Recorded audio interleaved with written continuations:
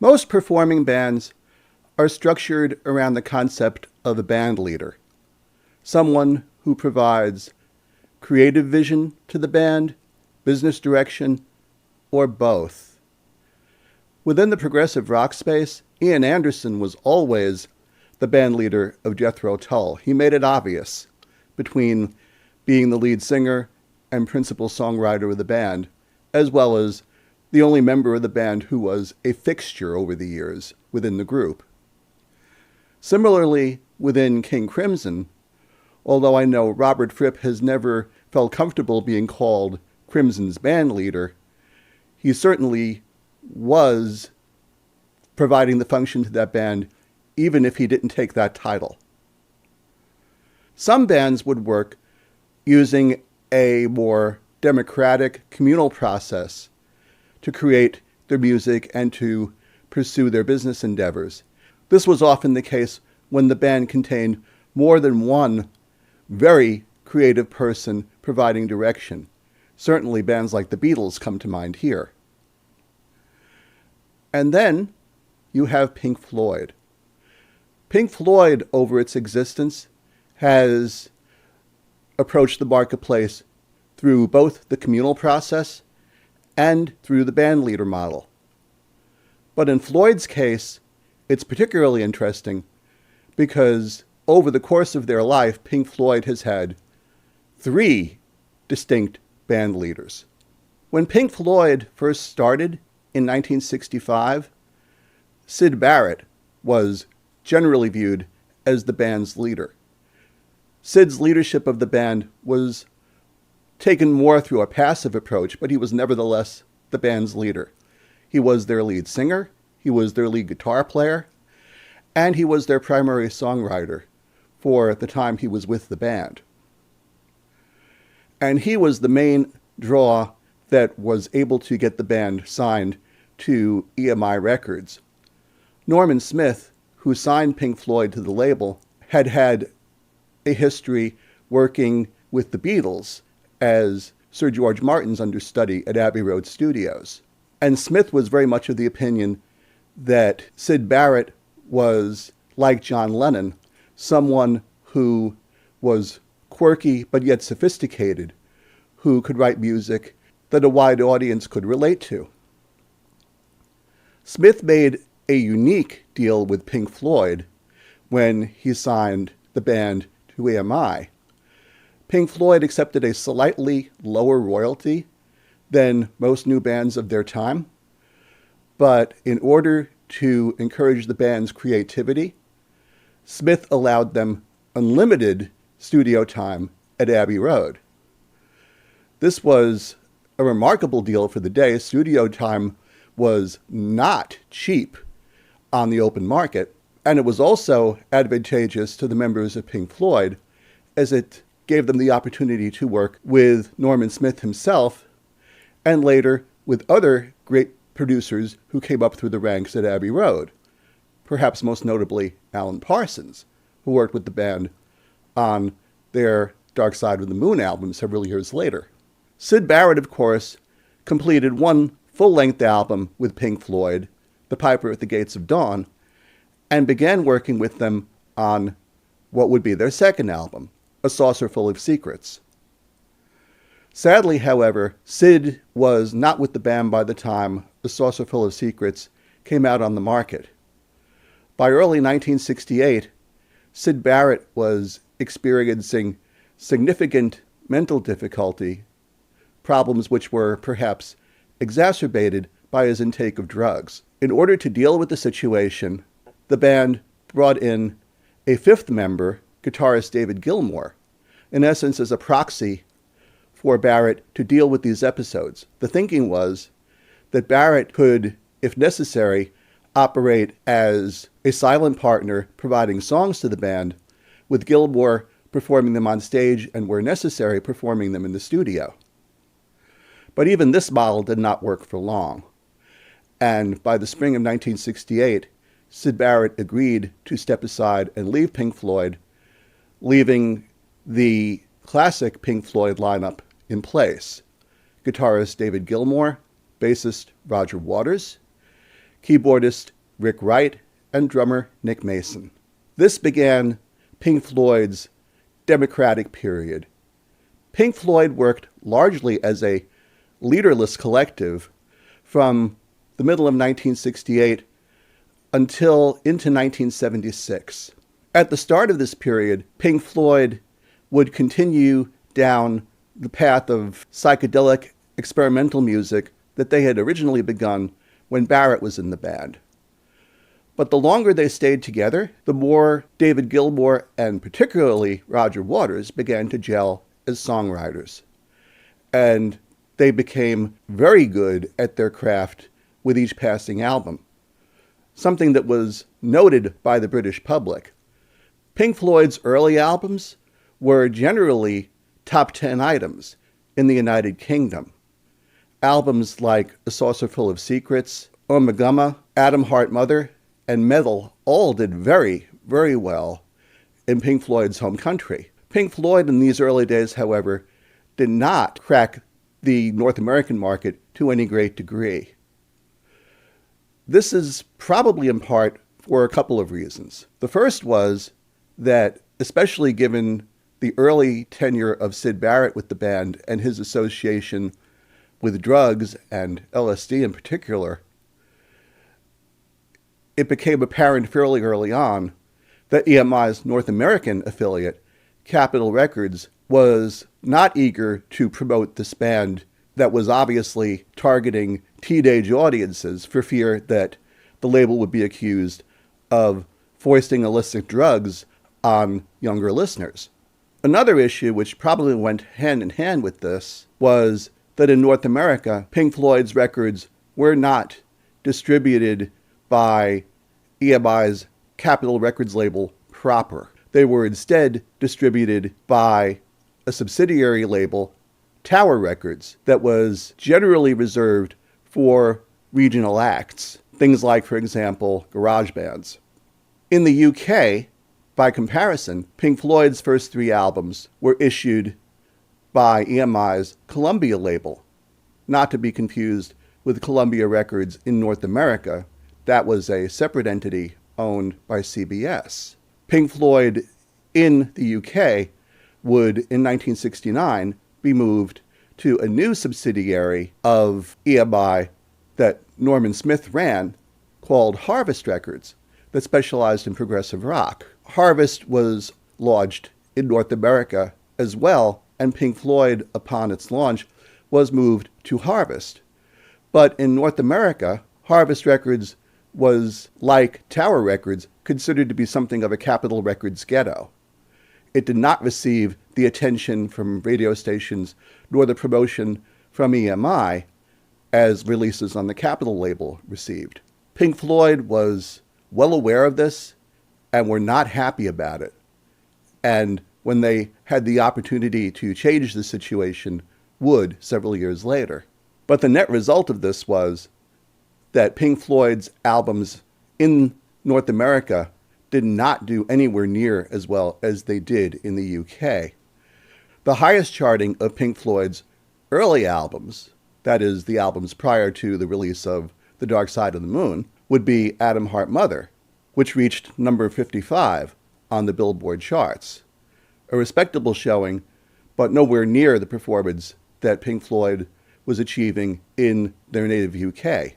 All of this changed in the spring of 1973 with the release of The Dark Side of the Moon. The Dark Side of the Moon, of course, was a very different record from the Pink Floyd albums that had come before it. Unlike the others, Dark Side was a concept album, and perhaps most notably, it was conceived of and its lyrics completely written by Roger Waters, a trend that would continue for the remainder of Waters' tenure with the band. The Dark Side of the Moon, of course, was a worldwide classic. As I make this video, the album has sold over 45 million copies worldwide. It's one of the best-selling records of all time. And it made Pink Floyd very, very wealthy. Pink Floyd would continue their collective approach to making records beyond Dark Side into the making of their subsequent album in 1975, Wish You Were Here. This record again featured lyrics completely written by Waters, with Waters writing most of the melodies for the songs as well, but with David Gilmour and Richard Wright providing significant instrumental passages. Like Dark Side of the Moon, Wish You Were Here was a major hit. And by the time 1976 rolled around, when it was time for Pink Floyd to begin creating their ensuing album, Animals, things in the studio changed a bit. By this time, Roger Waters had taken a far more authoritative approach in the studio. By most accounts in the studio, Waters was a bully, making life very difficult on a personal level for all the members of the band, in particular for the relatively soft-spoken Rick Wright. He also became, for want of a better way of putting it, a bit greedy, something which tends to amuse me, particularly given that Waters, in most interviews, portrays himself as being a staunch socialist. One would think that he wouldn't care so much about the money. But in the case of Animals, Waters made sure that he was credited in a far more significant way than his bandmates were. Looking at the construction of the various songs on Animals, in the old days of Pink Floyd, the song Dogs, which is credited to Gilmour and Waters, would also have been co-credited to Rick Wright, given that Wright takes a significant solo, some 4 minutes worth, in the middle of the song, beginning at about the 8-minute mark. Similarly, Wright does not receive a credit on the song Sheep, which contains 2 different keyboard solos. And given David Gilmour's contributions on both guitar and on bass on Pig's 3 different ones, in the old days, I'm sure Gilmour would have gotten a co-writing credit on that song. That was not how Waters was doing business at this point. Only Dogs of the songs on Animals is co-credited to Gilmour. And that is largely, I suspect, because Gilmour took the vocals on the front half of that song and apparently, by his account, did significant editing of Waters' original lyrics in order to make them singable. Everything else on the album is credited to Waters alone, including the bookends of Pigs on the Wing that open and close the album, which, by Gilmour's reckoning, in subsequent interviews, he has said that he believed that those 2 song fragments should have been credited for a royalty perspective to Waters as a single song and not 2. Waters' authoritative attitude in the studio continued on the 1979 album, The Wall. Money appeared to be something of an influencing factor here as well. By the time of The Wall, Pink Floyd had, for several years, been recording for CBS Columbia Records in the United States, having dispensed with Capitol's distribution of their product after Dark Side of the Moon, after their original contract with EMI had lapsed. CBS Records had, as an incentive to Pink Floyd to finish the album before the 1979 Christmas season, had offered Waters a substantial additional royalty if the record could be delivered by around the Thanksgiving timeframe of that year. Waters did everything possible to drive the band to make that happen, with a casualty of that approach being that Rick Wright would be fired from the band by Roger Waters. Wright elected to take a short vacation during the recording of The Wall, and that was something that Waters was not particularly happy about, ultimately making the decision to have Pink Floyd's then manager, Steve O'Rourke, fire Rick Wright as a result. Wright did support Pink Floyd on their ensuing tour in support of The Wall, and ironically would be the only member of Pink Floyd to make money from that tour, as Wright was no longer an actual member of Pink Floyd. He was paid as a session musician, and so his pay for the tour was somewhat guaranteed. By comparison, the Wall tour was a very expensive one to stage, particularly in North America, where it was only presented at 2 venues, in Nassau Coliseum in New York on Long Island, and in Los Angeles. Waters, Gilmour, and Mason, as owners of the band and as the underwriters of the tour, lost money as a result of this, while by virtue of his session status, Wright actually made money on the deal. The last album that Pink Floyd made with Roger Waters, The Final Cut, arguably should have been a Roger Waters solo album. By this point, not only was Rick Wright gone, but Waters had significantly alienated Gilmour, first by his wanting to reuse leftover tracks from The Wall that David Gilmour didn't think were worthy of a Pink Floyd album, and then subsequently with Waters' changing of direction to use The Final Cut as a political statement against the British Conservative government led by Margaret Thatcher at the time. Nick Mason also made only very small contributions to The Final Cut, and the end result was an album that, while it performed respectably in the marketplace, did not stand up to the success of albums like Wish You Were Here or Animals, much less the mega success of Dark Side or of The Wall. Roger Waters resigned from Pink Floyd in the middle 1980s, thinking that the band would not carry on without him. Roger Waters was, of course, wrong. David Gilmour would restart the band in 1986, making in 1987 a comeback album of sorts, A Momentary Lapse of Reason, which he followed with a live album, Delicate Sound of Thunder. He would return to the road several years later, along with Nick Mason and Rick Wright, who was by this point reinstated as a full member of Pink Floyd, in 1994, with the album The Division Bell and its companion live album, Pulse, the following year. Many people have argued that the David Gilmour-led Pink Floyd in the late 80s and early 90s was, for all intents and purposes, a proxy for David Gilmour as a solo artist. Certainly Roger Waters has stated that in interviews. And to a certain degree, I suppose that's true. But to me, those albums have always played better, to my ears, than the Roger Waters-led Pink Floyd albums that immediately preceded them. They harken back to the albums that Pink Floyd made as a collective in the late 60s and early 70s.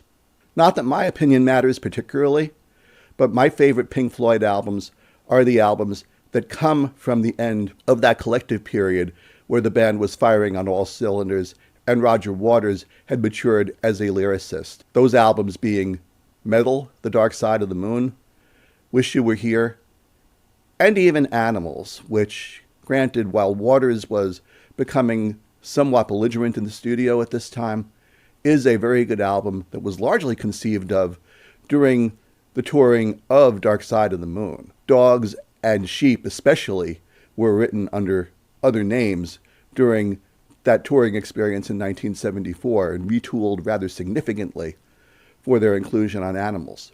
Other albums of theirs I will give an occasional listen to also. The Wall is, of course, a classic, and it's one that I will enjoy on occasion, although I will admit the songs on The Wall that I find the most appealing are the songs that David Gilmour co-wrote with Roger Waters that radio embraced along the way as well. The songs Hey You, Run Like Hell, and of course the classic, Comfortably Numb. And I'll occasionally give a listen to The Piper at the Gates of Dawn as well. It is, of course, the album where it all started. Anyway, that's what I think about Pink Floyd and their approach and their leadership over the years. I'll be curious to hear what you have to say as well. By all means, feel free to leave comments. I'll do my best to respond. If you liked the episode, of course, click like. And if you're not yet a subscriber to Propaganda, please come on and join us. We'll be back here again in probably about a week's time with yet another story about the world of classic prog rock. You take good care. Bye-bye.